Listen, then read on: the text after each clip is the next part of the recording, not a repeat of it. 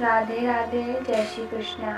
आइए मित्रों, सुनते हैं एकादशी की व्रत कथा। पद्मिनी एकादशी का महत्व। धर्मराज युधिष्ठिर कहने लगे कि हे जनार्दन, आपने सभी एकादशियों का विस्तार पूर्वक वर्णन कर मुझे सुनाया, अतः अब आप कृपा करके मुझे अधिक मास के शुक्ल पक्ष की एकादशी का क्या नाम है तथा उसकी विधि क्या है, इन सब के बारे में बतलाइए। श्री भगवान बोले, हे राजन, अधिक मास में शुक्ल पक्ष में जो एकादशी आती है पद्मिनी एकादशी कहलाती है। वैसे तो प्रत्येक वर्ष 24 एकादशियां होती हैं। जब अधिक मास या मलमास आता है तब इनकी संख्या बढ़कर 26 हो जाती है। यह एकादशी करने के लिए दशमी के दिन व्रत का आरंभ करने के कांसे के पात्र में जौ चावल आदि का भोजन करें तथा नमक न खाएं, भूमि पर सोएं और ब्रह्मचर्य व्रत का पालन करें। एकादशी के दिन ब्रह्म मुहूर्त में शौच आदि से निवृत्त होकर दंत धावन करें और जल के 12 कुल्ला करके शुद्ध हो जाएं। सूर्योदय होने के पूर्व उत्तम तीर्थ में स्नान करने जाएं।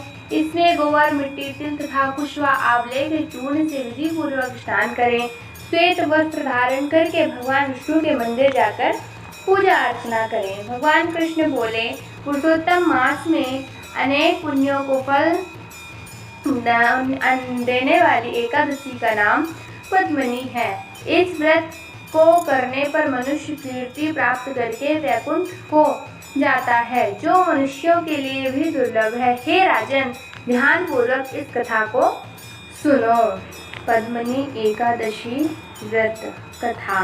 हे मुनिवर, पूर्व काल में त्रेता युग में हया नामक राजा के वंश में कृतवीर नाम का राजा महिष्मती पुरी में राज करता था। उस राजा की 1000 परम प्रिय स्त्रियां थी, परंतु उनमें से किसी को भी पुत्र प्राप्त नहीं था जो कि उनके राज्यभार को संभाल सके। देवता, पितृसिद्ध तथा अनेक चिकित्सकों आदि से राजा ने पुत्र प्राप्ति के लिए काफी प्रयत्न किए, लेकिन सब असफल रहे। तब राजा ने तपस्या करने का निश्चय किया। महाराज ने साथ उनकी परम प्रिय रानी, जो इक्ष्वाकु वंश से उत्पन्न हुए राजा हरिश्चंद्र की पद्मिनी नाम वाली कन्या थी, राजा के साथ वन में जाने को तैयार हो गई। दोनों अपने मंत्री को राज्यभार सौंपकर राजसी वेश त्याग कर गंधमादन पर्वत पर तपस्या करने चले गए। राजा ने उस पर्वत पर 10,000 वर्ष तक तप किया, परंतु फिर भी पुत्र प्राप्ति नहीं हुई। तब पतिव्रता रानी कमल नयनी पद्मिनी से अनुसुईया ने कहा, 12 मास से अधिक महत्वपूर्ण मलमास होता है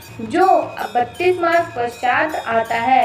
उसमें द्वादशी युक्त पद्मिनी शुक्ल पक्ष की एकादशी का जागरण समेत व्रत करने से तुम्हारी सारी मनोकामना पूर्ण होगी। इस व्रत के करने से भगवान तुम पर प्रसन्न होकर तुम्हें शीघ्र ही पुत्र देंगे। रानी पद्मिनी ने पुत्र प्राप्ति की इच्छा से एकादशी का व्रत किया। वह एकादशी को निराहार रहकर रात्रि जागरण करती थी।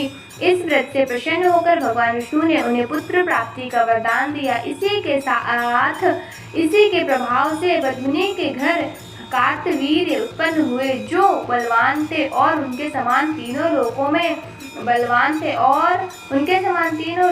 कोई बलवान नहीं था। तीनों लोकों में भगवान के सिवा उनको जीतने का सामर्थ्य किसी में नहीं था।